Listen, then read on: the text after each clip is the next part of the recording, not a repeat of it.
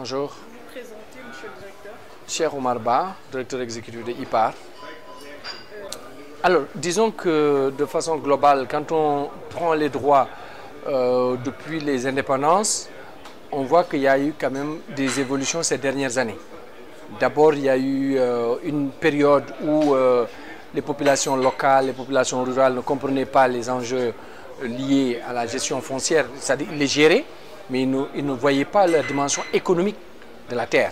Donc ils l'exploitaient de père en fils et de génération en génération sans qu'il n'y ait besoin de poser la question pour les générations à venir comment les choses vont évoluer. C'était dans leur contexte. Dans les années, disons, à partir de 2000, 2006, 2008, avec la crise alimentaire mondiale, on a vu qu'il y a un regain d'intérêt pour des investisseurs étrangers, particulièrement, mais aussi nationaux, qui sont intéressés à utiliser la terre comme ressource productive, mais également comme source de création de revenus. Et donc, dans ce contexte, il s'est trouvé que quand on a fait des analyses, on s'est rendu compte que nos lois ne sont pas suffisamment, en tout cas, ne sont pas suffisamment fortes pour réguler les transactions foncières. Et donc, c'est dans ce contexte qu'on a eu tout ce qu'on appelait l'accaparement de terres, les acquisitions de terres à grande échelle. Et il nous semble important aujourd'hui, vraiment avec les réformes qui sont engagées ça et là, même si derrière ces réformes, on peut toujours se poser la question, est-ce que ce n'est pas aussi pour faciliter les investissements privés? Mais en même temps, comment ces réformes doivent préserver la gestion traditionnelle du foncier? Donc vraiment, ça c'est l'enjeu majeur en Afrique. Et donc nous pensons qu'avec cette rencontre, qu'il serait important d'abord d'échanger entre plus d'une dizaine de pays, de leur expérience en Afrique, et surtout de réfléchir sur comment on pourrait tirer les avantages qui existent, ou en tout cas les avancées, et les intégrer dans les législations en cours de construction. Avec des investisseurs, et que ça a mobilisé presque 500 et quelques d'ailleurs hectares, 500 000 hectares, dont 270 000 qui ont été effectivement suivis de contrats. Donc tout ça montre aujourd'hui que le domaine le plus important qui a été ciblé, c'est les agrocarburants. Et notamment avec des privés italiens et aussi des investisseurs français, etc. Donc l'enjeu aujourd'hui, c'est de se dire, on a besoin d'investissement, mais tout investissement peut-être n'est pas forcément bon. Il faut qu'on s'assure pour que ces investissements respectent les droits des communautés locales, que ça puisse répondre aussi aux objectifs politiques que se sont fixés nos États.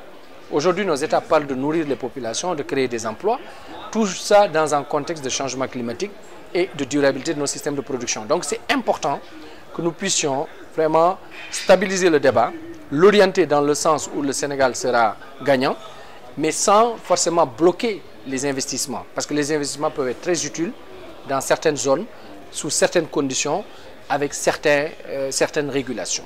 Jusqu'à présent, le travail de communication n'a pas atteint en tout cas ses objectifs. Pourtant, on entend par-ci par-là des conflits qui opposent certainement, même l'État du Sénégal, dans le cas de tout récemment, hier on a été à Tivaouane. Vous, au niveau de l'État, quel est le travail que vous menez? Alors le travail qu'on mène, c'est d'abord un travail de sensibilisation. D'abord, avant de sensibiliser, on fait des études pour voir les évidences. Parce qu'il y a beaucoup de choses que les gens disent qui peuvent ne pas correspondre à la réalité. Mais effectivement, il y a des cas avérés disons, d'accaparement. Donc, entre les deux extrémités, entre ce qui est dit qui n'est pas vrai et ce qui est dit qui est vrai, mais peut-être qu'on a un peu surestimé, l'enjeu, c'est d'arriver à amener les acteurs à se concerter, à dialoguer et à définir des objectifs pour que le Sénégal avance. Et pour que le Sénégal avance, on a besoin de se dire quels sont les objectifs qu'on s'assigne. Parmi ces objectifs, on doit dire, le gouvernement est en train aujourd'hui de se lancer dans la politique, par exemple, d'autosuffisance en riz, dans des politiques d'autosuffisance tous azimuts, ce qui est bien en soi. Mais l'enjeu, c'est que est-ce que ces politiques sont dans le sens de durabilité de nos systèmes, sont dans le sens de régler le problème d'emploi des jeunes et de nourrir les Sénégalais. Donc, on doit vraiment avoir un consensus sur cela, et que la politique foncière qui doit être traduite aujourd'hui en loi foncière doit être orientée dans cet objectif politique.